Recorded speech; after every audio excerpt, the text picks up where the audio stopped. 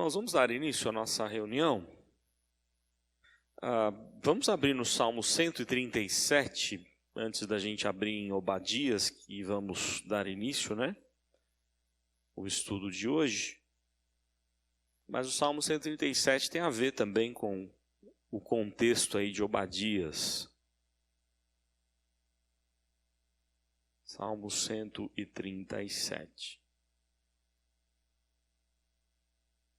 Esse é um salmo onde eles relembram, né, o que aconteceu com o exílio, o momento, o sofrimento todo do exílio. E aí diz assim o Salmo 137. Às margens dos rios da Babilônia, nós nos assentávamos e chorávamos, lembrando-nos de Sião. Nos salgueiros que lá havia, pendurávamos as nossas harpas, pois aqueles que nos levaram cativos nos pediam canções, e os nossos opressores que fôssemos alegres, dizendo: entoai-nos alguns dos cânticos de Sião. Como, porém, haveríamos de entoar o canto do Senhor em terra estranha? Se eu de ti me esquecer, ó Jerusalém, que se me resseque a minha mão direita. Apegue-se-me a língua ao paladar, se me não lembrar de ti, se não preferir eu Jerusalém a minha maior alegria. Contra os filhos de Edom, lembra-te, Senhor, do dia de Jerusalém, pois diziam: arrasai-a até aos fundamentos. Filha da Babilônia, que hás de ser destruída, feliz aquele que te der o pago do mal que nos fizeste. Feliz aquele que pegar teus filhos e esmagá-los contra a pedra.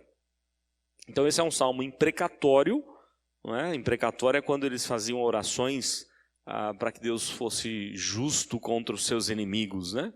Então tem palavras duríssimas aí, mas que mostram o contexto das dificuldades que o povo de Deus vivia com seus vizinhos.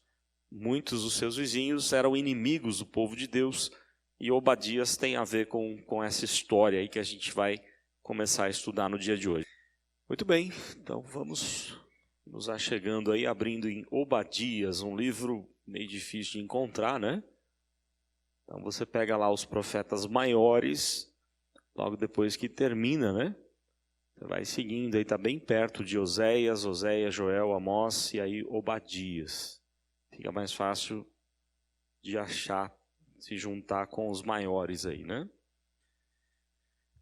Nós vamos ler primeiro o texto, vamos ler todo o capítulo, aliás é um capítulo só, né? Vamos ler todos os versos desse livro de Obadias. Hoje é uma parte só introdutória, na próxima semana a gente vai caminhando no texto. Não sei se vai dar para terminar já na próxima semana, se não der a gente termina na outra. Então nos diz assim a palavra do Senhor. Visão de Obadias. Assim diz o Senhor Deus a respeito de Edom. Temos ouvido as novas do Senhor, e às nações foi enviado o mensageiro que disse: levantai-vos e levantemo-nos contra Edom para a guerra. Eis que te fiz pequeno entre as nações, tu és muito desprezado. A soberba do teu coração te enganou. Ó tu que habitas nas fendas das rochas, na tua alta morada, e dizes no teu coração: quem me deitará por terra? Se te remontares como águia e puseres o teu ninho entre as estrelas, de lá te derribarei, diz o Senhor. Se viessem a ti ladrões ou roubadores de noite, como estás destruído, não furtariam só o que lhes bastasse. Se a ti viessem os vindimadores, não deixariam pelo menos alguns cachos? Como foram rebuscados os bens de Esaú, como foram esquadrinhados os seus tesouros escondidos.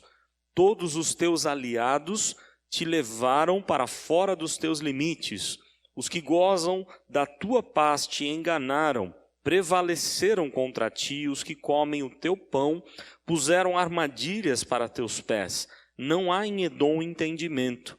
Não acontecerá naquele dia, diz o Senhor, que farei perecer os sábios de Edom e o entendimento do monte de Esaú. Os teus valentes, ó Temã, estarão atemorizados para que do monte de Esaú seja cada um exterminado pela matança. por causa da violência feita a teu irmão Jacó, cobrir-te-á a vergonha e serás exterminado para sempre. No dia em que, estando tu presente, estranhos lhe levaram os bens e estrangeiros lhe entraram pelas portas e deitaram sorte sobre Jerusalém, tu mesmo era um deles.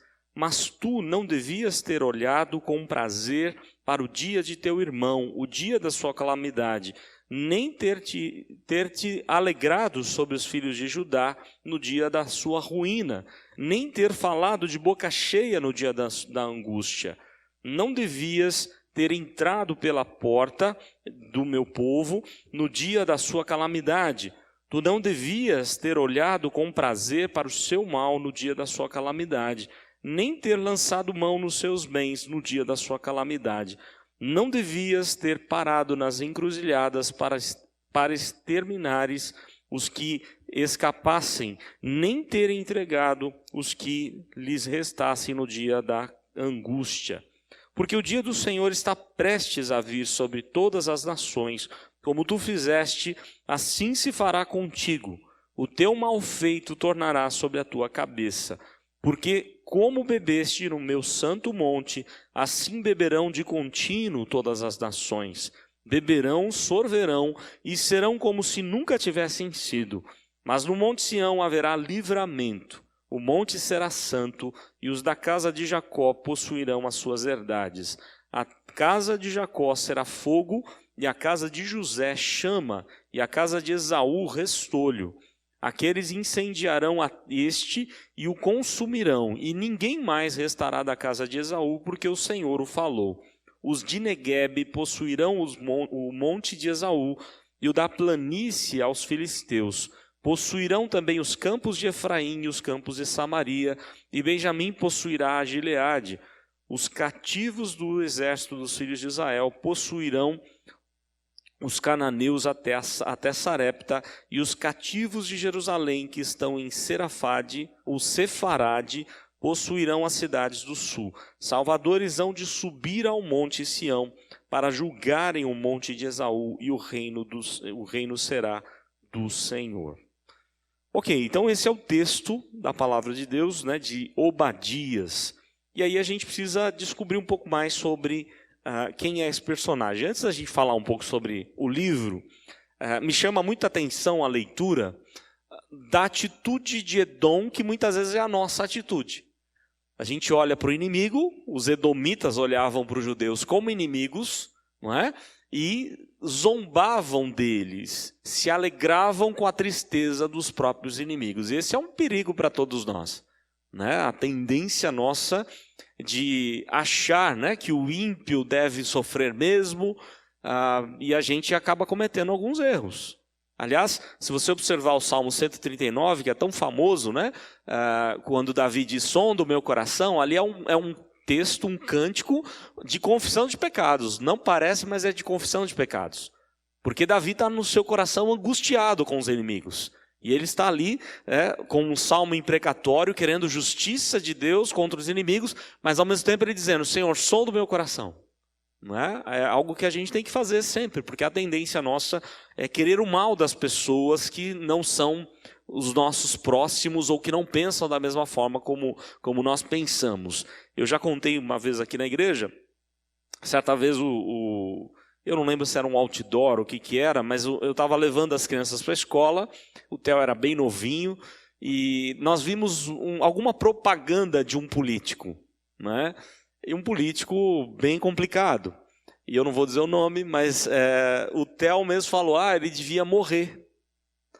E aí eu falei, não, peraí, e expliquei para ele que não é assim, mesmo que ele faça o mal contra nós, mesmo que seja provado que tenha feito tanto mal contra nós, nós nunca podemos desejar a morte do ímpio. Deus não deseja isso. Deus não se alegra com a morte do ímpio. Deus não se alegra com o mal das pessoas. Esse mal acontece por causa da natureza má, pecaminosa, por causa da depravação, da corrupção da humanidade. Mas não há alegria em Deus nisso. A vontade de disposição de Deus se entristece com tudo isso, com toda a maldade do ser humano. Então a gente tem que tomar muito cuidado, porque às vezes a gente vê, né, pessoas que pensam tão diferente. Vamos pensar nas torcidas organizadas. Você torce para um time, né, e eu até brinquei hoje com o seu Benedito, estive lá com ele, e ele é palmeirense, né? Eu estive brincando com ele agora, só receber um fígado de corintiano. Acabei de confirmar com o médico, né, e o fígado agora está ótimo, do Corinthians e tal. Mas tem gente que leva tão a sério esse negócio de time que deseja o mal mesmo, né? Deseja a morte dos seus inimigos, como se fossem realmente inimigos. E outro dia, conversando com uma pessoa, mesmo uma pessoa evangélica, ele deseja a morte dos políticos que são contrários à visão dele. Aí você fala, peraí, meu, está errado isso. Não é? Você desejar o mal às pessoas, isso não é bom. E é a indignação de Deus contra Edom. Porque Edom não só desejava, como se aproveitava do mal que veio sobre o povo de Deus em algum momento aí da história. Então a gente vai falar um pouquinho sobre esse livro e a gente precisa entender um pouco, né, quem é Obadias, qual a sua mensagem. O texto fala de Obadias e é interessante porque o nome Obadias aparece em vários Obadias no Antigo Testamento. São cerca de 12 a 13 personagens com esse mesmo nome. É um nome muito comum. Só que ninguém sabe ao certo quem é esse Obadias que escreveu. Porque ele não tem aqui, ele provavelmente não tem ligação com o sacerdócio, porque senão provavelmente o nome do pai dele estaria escrito, né, Obadias, filho de tal pessoa, ou profetas, ou reis, então ele não tem ligação nenhuma com alguém conhecido.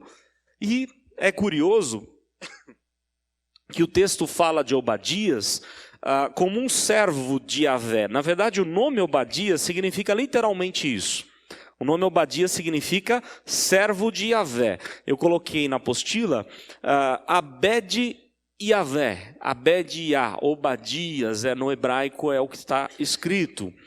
Interessante, você tem um personagem bíblico que, aliás, as pessoas não conseguem pronunciar de maneira correta, é muito difícil pronunciar, que é o nome de um dos amigos de Daniel, quando foi mudado seu nome, né? Eu já ouvi falar de Abednego, né? Vários não conseguem pronunciar aquele nome e a maioria pronuncia de maneira errada. A pronúncia correta seria Abed-nego. Abed, servo, nego do Deus nego. Então é servo do Deus nego, Abed-nego. É a mesma raiz aqui, Abed-Iá, Iá de Yahvé, servo do Deus, ou de Yahvé, do Senhor.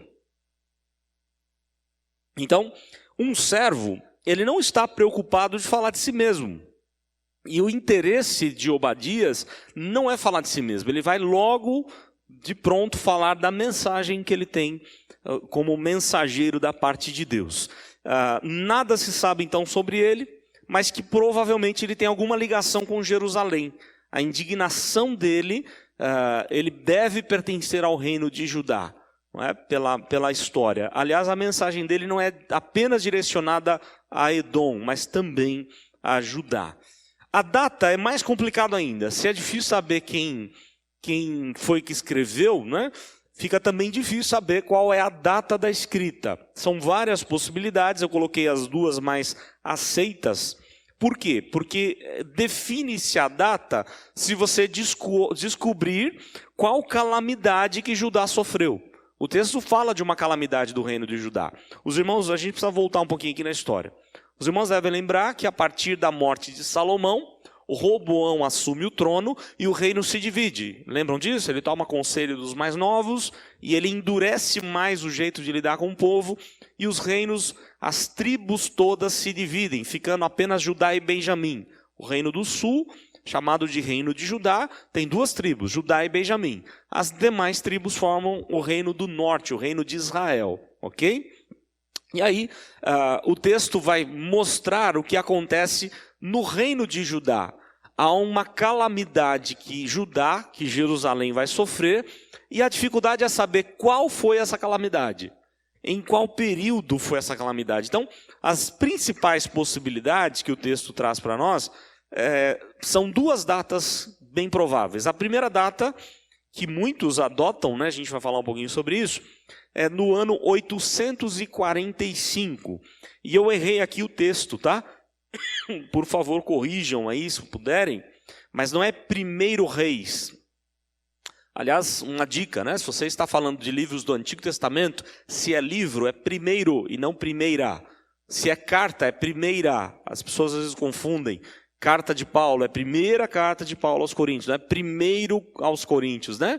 É só uma questão didática que às vezes passa batido. E eu lembro que o reverendo Sebastião, no seminário, pegava no nosso pé até, né? Se no culto você falasse um negócio desse, era nota baixa. Né, porque é primeiro livro, tá? Eu coloquei primeiro livro dos reis, mas não é primeiro livro. Você não vai achar esse texto no primeiro livro. É no segundo livro dos reis, capítulo 8, de 16 a 22, e segundo livro das crônicas, capítulo 21. Vai mostrar esse momento, que é no ano 845 a.C., não é? O que acontece aqui? Por que alguns defendem essa data da escrita? Por várias razões, então tem algumas delas aqui. Primeira razão é porque esse livro faz parte do cânon mais adiante, ou antecipadamente ao tempo do exílio. A forma como ele foi colocado, apesar do cânon não ser totalmente cronológico, mas ele foi colocado de um jeito que muitos acreditam ser algo referente ao tempo anterior ao exílio da Babilônia. Aconteceu lá em 586, ok? Então, acredita-se que essa é uma das razões. Uma outra questão é que aqui a descrição da destruição de Jerusalém não é uma destruição total. Já no exílio da Babilônia, a destruição a gente sabe que foi total. Aqui, aparentemente, não é total, é apenas um momento difícil que o povo de Deus passou. Então, não houve uma destruição completa, né? Muitos estudiosos defendem também que Jeremias, quando descreve a mesma profecia contra Edom, Jeremias é quem está copiando Obadias. Não copiando, mas citando Obadias. Ele pegou a ideia de Obadias e está desenvolvendo essa ideia, claro, tudo sobre a inspiração de Deus. A dificuldade é saber quem que escreveu primeiro. Se foi Jeremias, então é o tempo do exílio da Babilônia, não é? Se foi Obadias, então é anteriormente. É a grande dificuldade aí descobrir quem é o primeiro escritor da mesma profecia. A profecia de Obadias foi uma visão. Visão sempre fala para frente, né? E alguns acreditam então que Obadias não bebeu de Jeremias, não aprendeu dele lá, pelo contrário, ele foi o primeiro a escrever contra Edom. E aqui, esses que defendem essa mesma data, colocam o período de Elias e Eliseu. Os irmãos devem lembrar que Elias e Eliseu, eles profetizam para o reino de Israel, o reino do norte. Eles são do norte. No entanto, algumas vezes eles profetizam contra Judá também, né? Por exemplo, Elias mandou uma carta para o rei da época, repreendendo o rei pelas suas atitudes, e assim a profecia se cumpriu na vida do rei Jeorão, não é? Então, olha só, lá no norte Elias e Eliseu estavam atuantes, no sul seria Obadias, um dos profetas que Deus estava levantando para profetizar naquele período. E aqui um pouquinho de história, né? No ano 870 a.C., o rei Acabe e a cruel esposa Jezabel, eles começam lá no Reino do Norte o culto a Baal. E logo depois, né, se você notar, logo depois em 845, Jeorão, filho de Josafá, o piedoso Josafá, mas Josafá cometia alguns erros graves, ele deu seu filho para se casar com a filha de Acabe e Jezabel. Né? E aí, esse Jeorão assumiu o lugar do trono do seu pai Josafá e trouxe o mesmo culto de Baal para Judá. E aí houve um problema muito sério, né? Foi aí que Elias escreve uma carta. Ele tinha apenas 32 anos quando começa a reinar, em 848. E Elias escreve uma carta repreendendo e dizendo que ele teria problema sério, teria uma enfermidade muito grave e que Judá sofreria por causa disso. E é o contexto bem provável dessa profecia. A ideia, Obadias viveu isso. Né? Esses que defendem essa data acham que Obadias pertencia àquele momento e viu o sofrimento que veio sobre Judá por culpa do rei, o rei que se tornou idólatra dos profetas de Baal. Quem é que defende essa posição de data aí? Algumas das principais autoridades do Antigo Testamento. Gerhard van Groningen, Edward Young, Ellison, ou Stan Ellison, e John MacArthur. Tem vários outros, vários personagens, vários autores defendem essa data. Acreditam que essa é a principal data. Outros acreditam, tem várias opções, tá? As principais datas são apenas as duas que eu coloquei aqui. Que seria a data de 586 a.C. O que acontece lá? A terceira invasão de Nabucodonosor em Jerusalém. Ele invade primeiro em 606, depois tem a segunda invasão, a terceira é em 586. E aí ele arrasa completamente com Judá.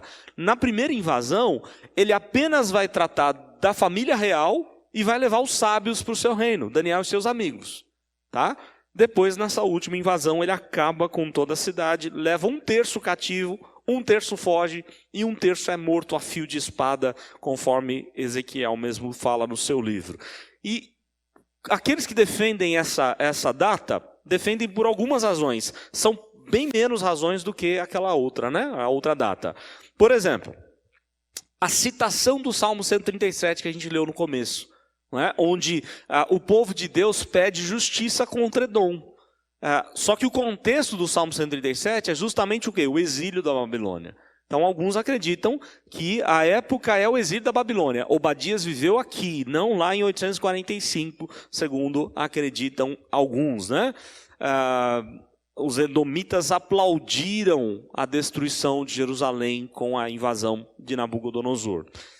Segundo esses defensores, Obadias estaria citando Jeremias. Jeremias vem um pouquinho antes, né? Jeremias ele não foi levado para a Babilônia, ele foi exilado anos antes no Egito. Mas ele profetizou, ele viveu praticamente pertinho ali do exílio da Babilônia, mas ele foi levado não para a Babilônia, e sim para o Egito. Os defensores dessa data, tem defensores bons aí, né? João Calvino, Thomas Nelson, Hernandes e alguns outros. Tem menos, mas tem gente defendendo também essa data, ok? Então é essa questão de data aí. E aí a gente vai para o objetivo do livro. Qual é o objetivo, né? Qual é o desejo de Deus aí ao escrever ou a levar Obadias a escrever esse livro? O texto fala logo no comecinho, a primeira palavra do livro é como abre a maioria dos livros proféticos. Visão que teve Obadias, ok? Essa expressão no hebraico ela é muito importante porque ela define o gênero literário do livro. Se é visão, é profecia, fala para frente, não para trás. Daqui um grande engano dos intérpretes, de alguns intérpretes. Você já deve ter olhado várias pessoas citar, por exemplo, Isaías 14 e dizer que ali é a queda de Satanás. Porque Lúcifer se faz, né, como um anjo de luz e caiu e tudo mais. O problema é que ali é a queda da Babilônia. Ali é para frente. Satanás caiu bem antes, né? Foi lá na criação que Satanás caiu. Então, quando você pega um livro profético, ele não está falando do que aconteceu no passado. Ele fala do que acontece no futuro, do que viria a acontecer. O livro profético fala sempre do momento da escrita para frente, nunca para trás. Ele pode falar de semelhanças, assim como aconteceu no passado, vai acontecer tal coisa no futuro. Então, Obadias é um livro profético, né, um livro de profecia, que aponta para uma nação, para o que Deus faria com Edom e o que Deus faria com seu povo. Tá? Ele vai profetizar essas duas questões.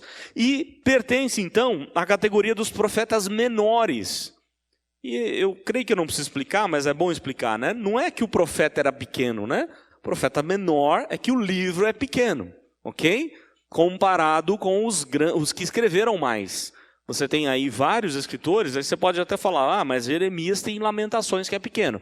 Mas ele escreveu muito, ele escreveu o livro de Jeremias. Né?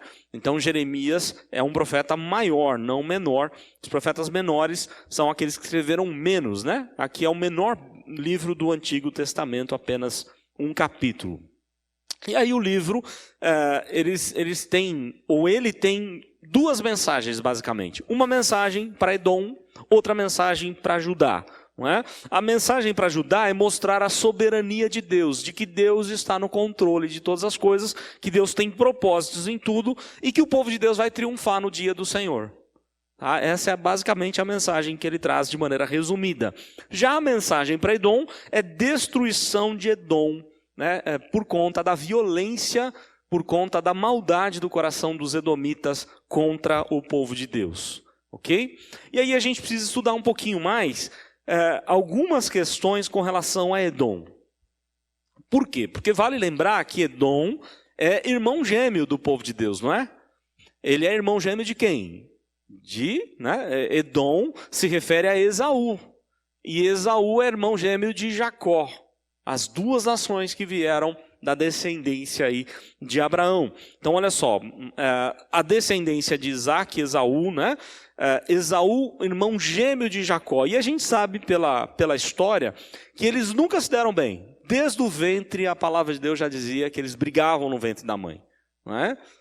Para piorar a situação, a relação familiar entre Isaac e Rebeca não era muito boa.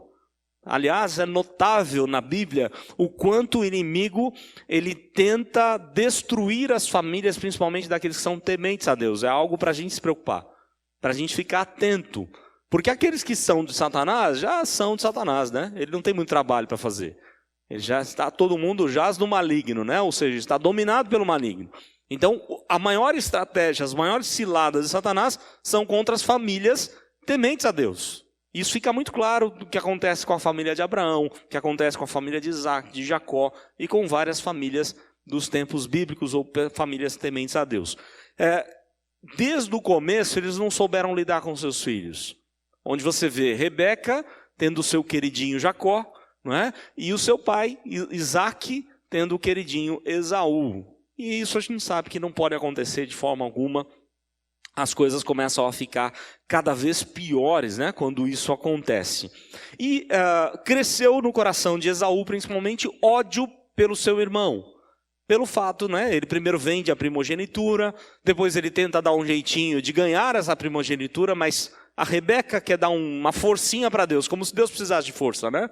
Quer dar um jeitinho na situação. Deus já havia prometido desde o ventre que Esaú iria servir a Jacó. Não é? Mas eles querem dar um jeito na situação. E o resultado é alarmante, é muito triste. A gente sabe pela história que quem estava perto de morrer naquele período era quem? Isaac. Quando ele engana o seu pai, né?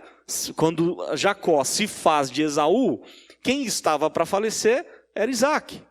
Mas quando 20 anos depois Jacó volta, quem é que está vivo? Isaac está vivo e Rebeca já havia falecido. Então olha só quanta tristeza, quantas coisas ruins aconteceram. Por quê? Porque eles não aceitaram a direção de Deus, eles não se curvaram para aquilo que Deus havia preparado. E aí você vê disciplina da parte de Deus o tempo inteiro na vida de Jacó, principalmente, para que Jacó aprendesse a não ser mais um enganador, né? A se render na vontade de Deus. Quando a gente anda em desacordo à vontade de Deus, as consequências são muito graves.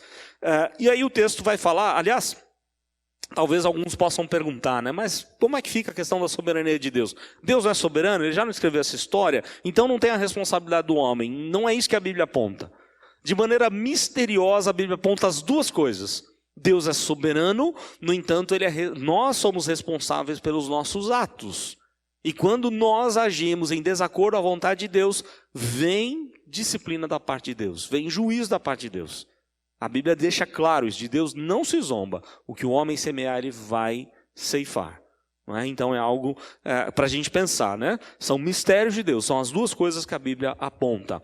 E Edom era conhecido, então, né? Os edomitas, que são os descendentes de Esaú, eles eram conhecidos com algumas características. Era um povo forte, um povo orgulhoso, um povo ousado, e possuíam 4 características. Primeira delas, sabedoria, tem lá Jeremias falando sobre isso.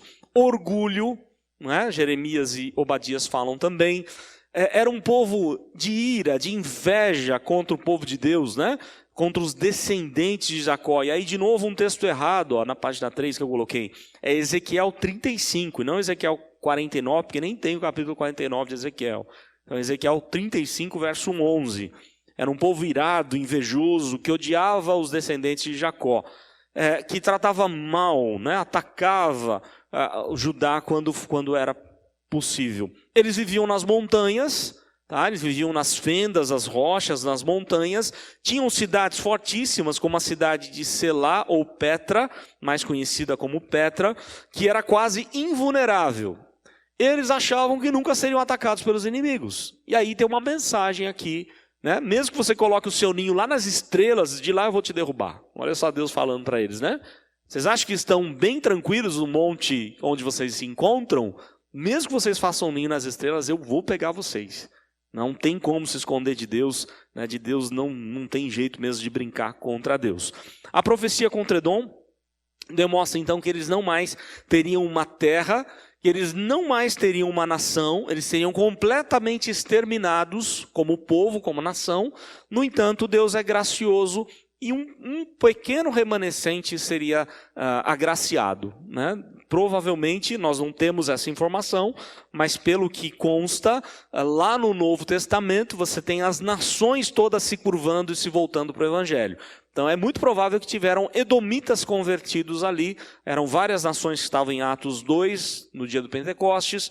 Lá em Atos 15, no dia do concílio de Jerusalém, os gentios são levados para o corpo de Cristo, né? Não é mais o judeu, mas não precisa nem circuncidar, mas são aceitos gentios de todas as nacionalidades, desde que creiam no Senhor Jesus e sejam batizados. Então, como nação, os edomitas deixaram de existir, mas é bem provável que alguns tenham sido salvos. Alguns pontos marcantes da história de Edom, tá? E a gente vai terminando aqui já por aqui.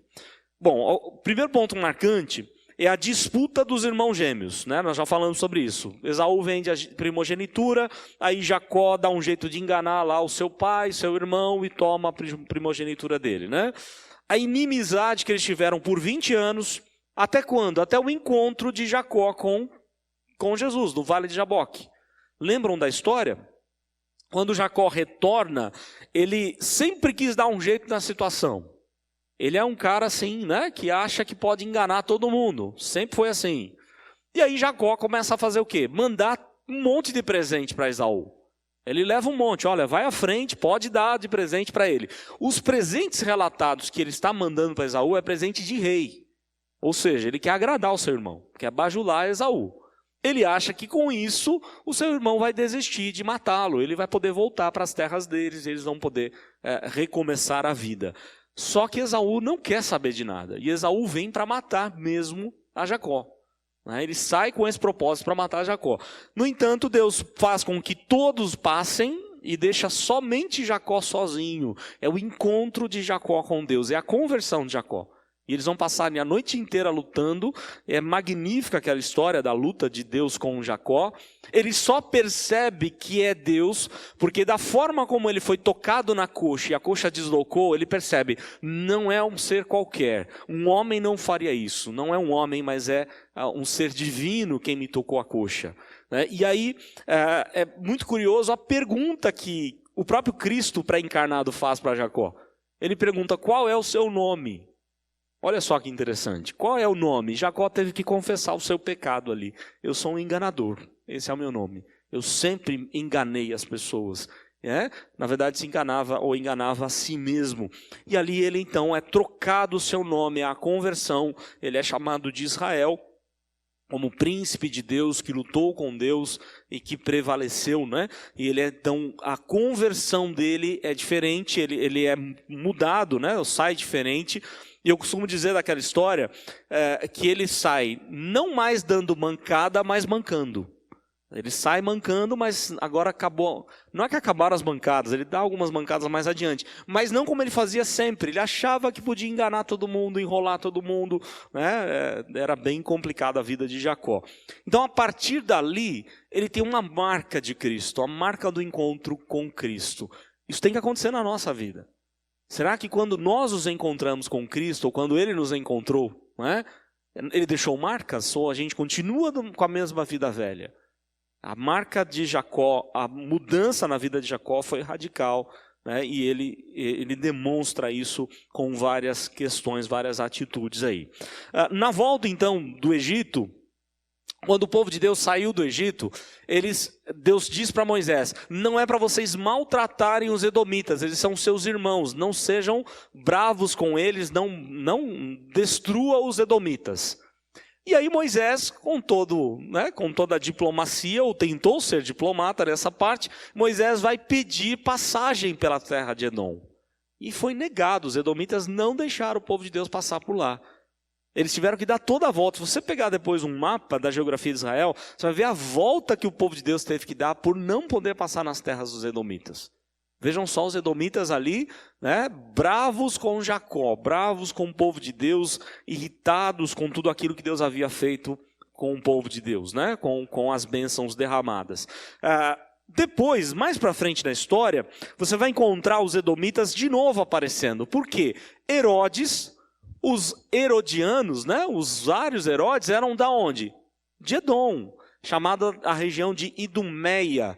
Eram edomitas, na verdade. E aí você tem o episódio de Herodes o Grande mandando matar quem? Tentando matar o próprio Cristo, olha só.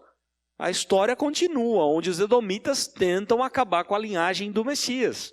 Mas não conseguiu, né? Os meninos com 2 anos, e aí José é avisado, eles vão parar no Egito, né? Para livrar o menino. Herodes Antipas, que é o descendente de Herodes o Grande, vai matar quem? João Batista, vai humilhar a Cristo no seu julgamento. Ele podia muito bem dar uma força, entre aspas, né? Claro que era a propósito de Deus a morte de Cristo, mas ele podia defender Cristo diante de Pilatos, porque Pilatos já não queria condenar Cristo, e Herodes podia, de alguma forma, por ser o rei daquela região, né, ele poderia, de alguma forma, interceder por Cristo. Ele não faz isso. Ele quer milagre, ele quer que Cristo mostre show para ele. E aí Jesus não faz nada. Jesus não mostra nada para Herodes, e aí ele fica indignado com Cristo. Mais para frente, um outro Herodes, Herodes Agripa I, ele vai matar o primeiro apóstolo, o apóstolo Tiago, não é?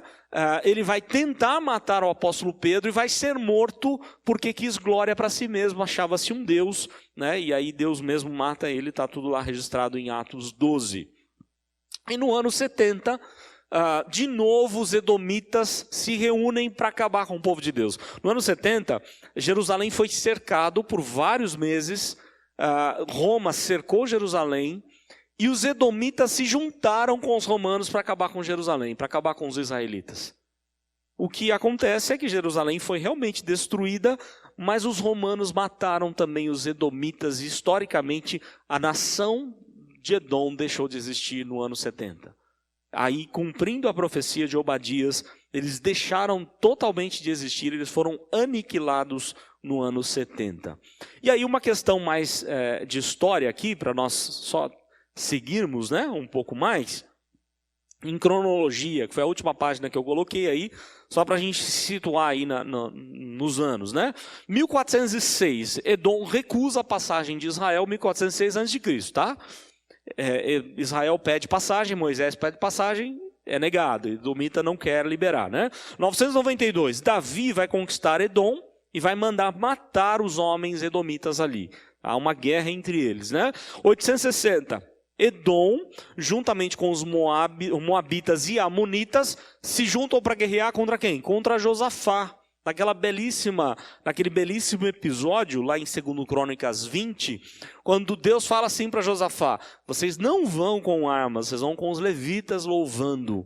Não é? E bem provavelmente, aquele salmo, né, que nós cantamos e gostamos muito de entoar, grande é o Senhor, muito digno de louvor, provavelmente foi o cântico entoado por eles naquele dia. Quando eles cantavam, o povo de Deus viu Deus vencendo aquela guerra. Eles não precisaram guerrear, Deus venceu por eles, todos foram aniquilados naquela guerra, né?